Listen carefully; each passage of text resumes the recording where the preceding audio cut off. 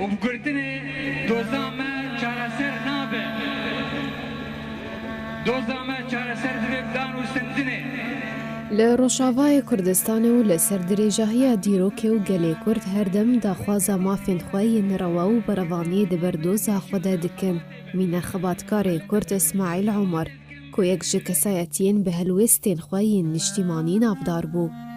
خباتکار و کردپرور اسماعیل عمر لگنده قرقوه بسر نافچه دربیسی ده سال 1947 ده جدایک بویه و خوندن خواهی سرطایی لوی گندی خوند و پشتره خوندن خواهی آمادایی و ناوندی لباجار دربیسی بردوام کرد و ده سال 1969 ده جکولیجا ویجهی بش جغرافی جزانکویا شامی درچو.